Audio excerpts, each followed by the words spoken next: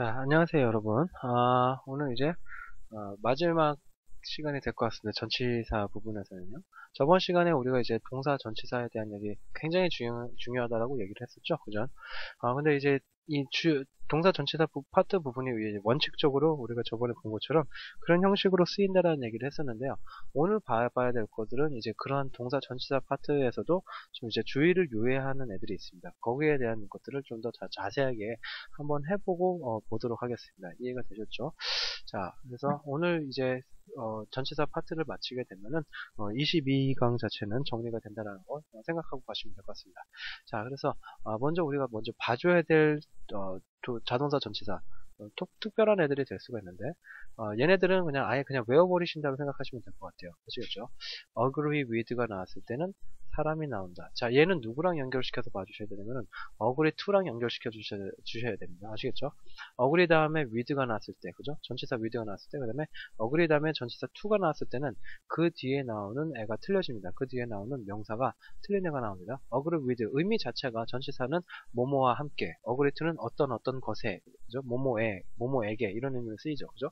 그러니까 agree 동의하는데 누구누구와 함께, 뭐뭐와 함께라는 의미가 될 테니까 사람에 대해서, 그죠? 사람과 함께, 의견이 일치를 해야 되겠죠. 그죠? 그러니까 사람이 나오는 거고요.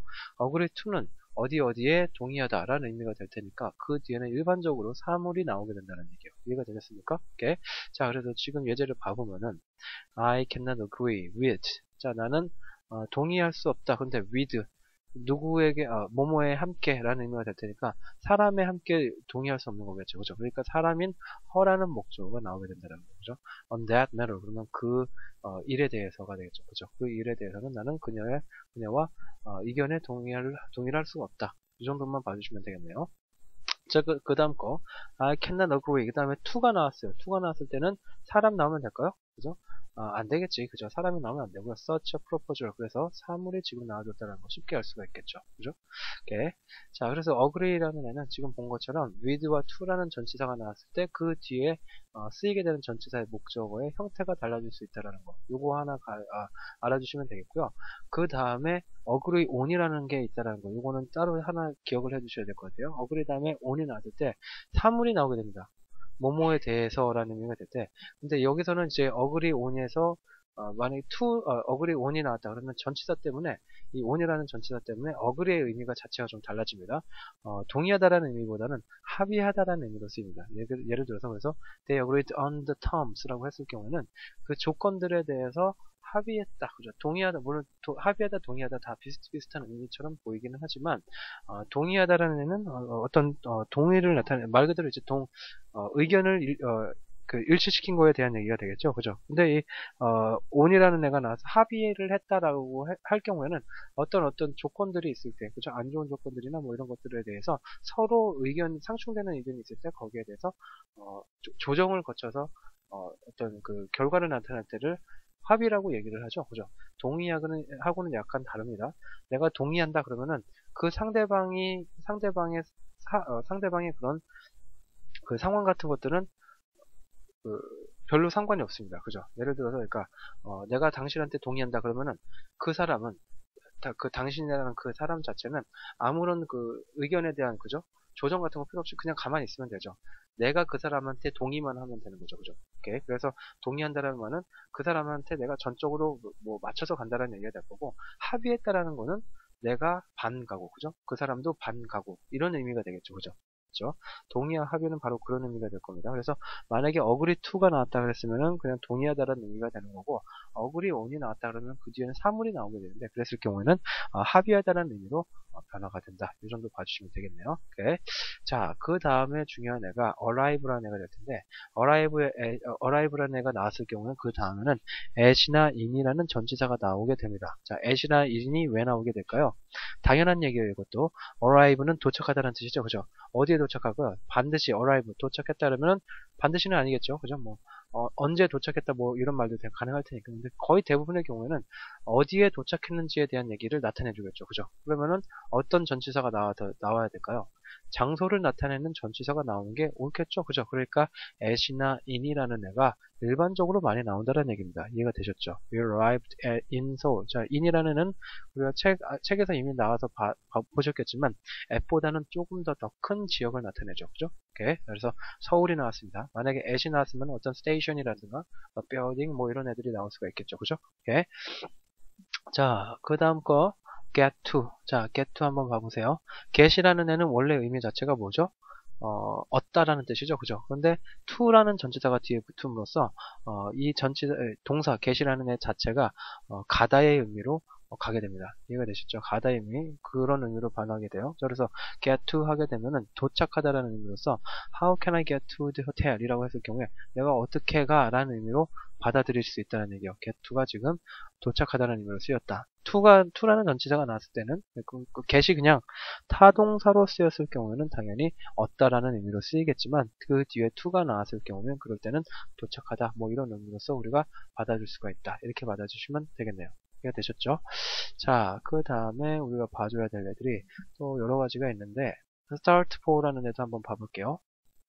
start for라는 애는 start 시작하다라는 얘기가 되겠죠. 그죠? 시작하다라는 얘기가 될 텐데, start for, 잘못 생각하면은, 뭐뭐를 위해, 그죠? for 뒤에 거를 위해서 시작하다라는 의미로서 잘못 생각할 수가 있습니다. 근데, start for라고 했을 경우에는, 이때는 시작하다라는 의미보다는 출발이라는 의미가 더 강합니다. 그죠? 그래서, 여기서, start는 출발이라는 의미가 더 출발이라는 의미로 쓰이게 되는 거고 for 자체의 의미도 여기서는 약간 틀려요. for라는 애는 보통 우리가 알고 있는 의미가 뭐뭐를 위해라는 애가 될 수가 있을 텐데 여기에서 for는 뭐뭐를 위해라는 의미로 쓰인 게 아니라 어디로라고 해서 어떤 방향을 나타내 준다는 얘기예요. 이해가 되셨나요? 그래서 we started for the airport라고 했을 경우는 에어포트 방향으로 출발했다라는 의미로 받아들여 주시면 된다는 얘기입니다. 이해가 되셨죠? start for가 나왔을 경우에는 기억해 두세요. start for가 나왔을 때는 이 for는 뭐뭐를 위해가 아니라 어디로라는 의미로 쓰인 전치사다. for라는 애는 이렇게 방향을 나타내기도 하죠. 그죠? 자, 그 다음 거 밑에 거도 마찬가지입니다. leave for라고 했을 경우에 어디를 향해 떠나다라는 얘기예요. 그죠? 맞죠? 위에 거는 출발하다라는 얘기가 될 거고요. 밑에 거 같은 경우는 떠나다라는 얘기예요. 여기서는 이제 포커스가 어디에 맞춰져 있는 겁니까? 자기가 떠날 곳에 맞춰져 있는 거죠. 그죠? She is leaving. 그가 지금 떠나는데 어디를 향해서 떠났죠? 로스앤젤레스를 향해서 떠날 것이다. 그죠? 그런 얘기가 되겠네요. 여기서는 그러니까 로스앤젤레스에 지금 포커스를 맞춘 거죠. 그죠? 로스앤젤레스를 향해서 떠나다. 자, 위에 거는 우리는 어디를 향해서 출발하다. 뭐 의미적인 차이가 있지만 그 의미적인 차이는 별로 없지만 뉘앙스적인 차이가 있다 정도만 봐주시면 될 것 같습니다.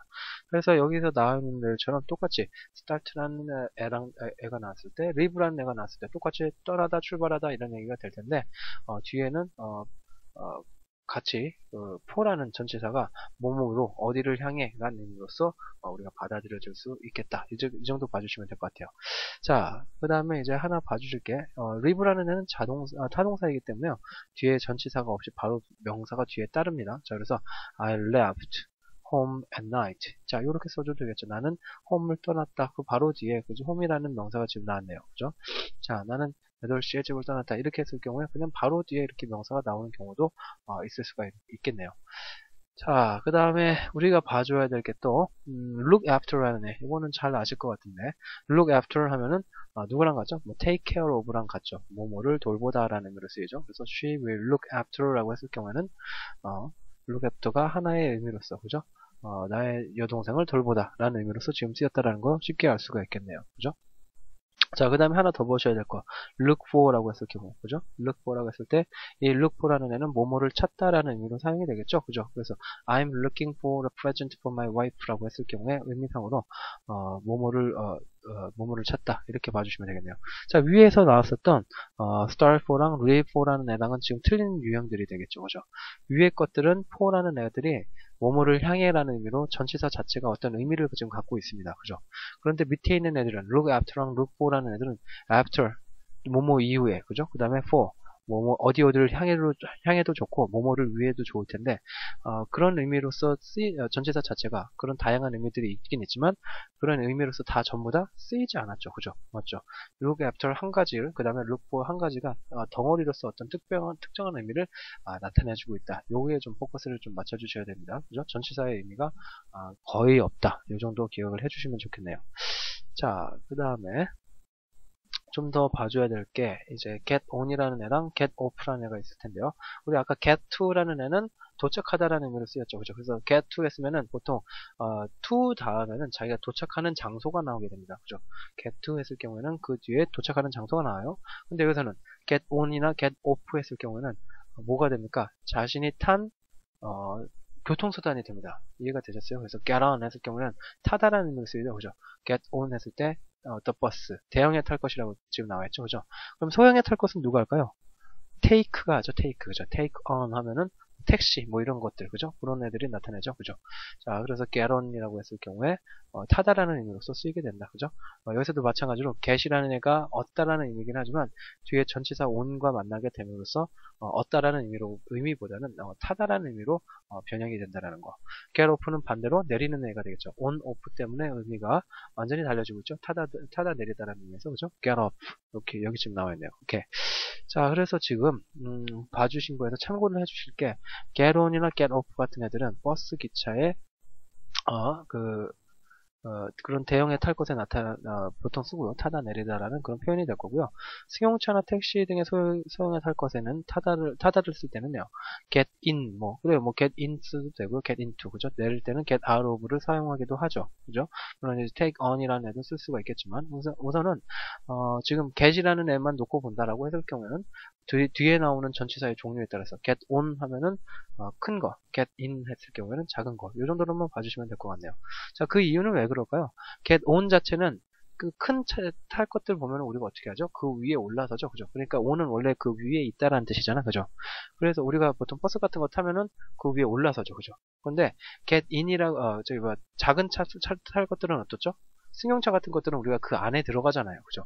위에 서 있는다라는 느낌보다는 안에, 그 조그만 차 안으로 우리가 들어가는 느낌이 되기 때문에 get in이라는 애를 쓰고 get out이라는 애를 쓴다는 얘기예요. 이해가 되셨습니까? on과 off, 그 다음에 in과 out의 차이가 바로 그런 뜻이 되겠죠. 그죠? in과 out은 어디 안에 들어가고 내리고 이런 얘기가 될 거예요. 들어가고 나오고 이런 얘기가 되지만 on, off는 어디 위에 올라왔다가 내려왔다가 이런 얘기가 될 거 아니에요. 그죠? 맞죠?